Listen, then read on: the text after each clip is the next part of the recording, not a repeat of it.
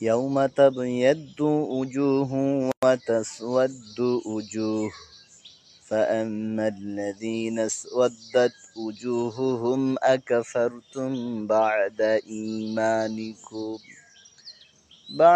إيمانكم فذوقوا العذاب بما كنتم تكفرون يوم تبيض وجوه وتسود وجوه আর সেদিন কিছু চেহারা সাদা হবে আর কিছু চেহারা কালো হবে।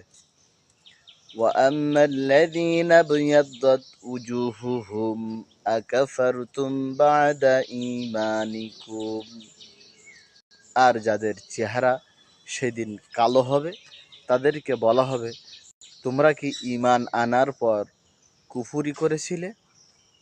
ফাযুকুল আযাব, আজ তোমরা আযাব আস্বাদন করো। বিমা কুনতুম তাকফুরুন, কারণ তোমরা কুফরি করতে, তোমরা কুফরিরত ছিলে, কুফরিতে থাকতে, যার কারণে তোমরা আযাব আস্বাদন করো।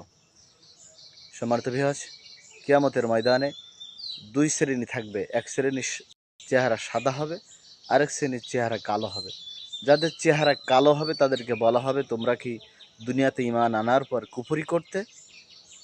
যে কুফরি করার কারণে তোমরা আজ আযাব আস্বাদন করো, কারণ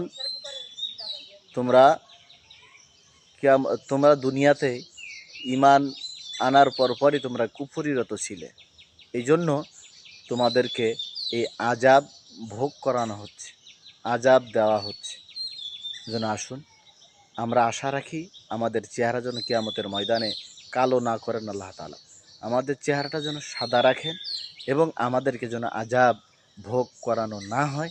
আমরা আল্লাহ তাআলার কাছে এই প্রার্থনা করব, আমাদের চেহারা যেন সাদা রাখা হয় এবং আমরা যেন এই চেহারা সাদা নিয়ে জান্নাতের মেহমান সুখ শান্তির জায়গায় চিরস্থায়ী হতে পারি। আল্লাহ তাআলা সকলকে তাওফিক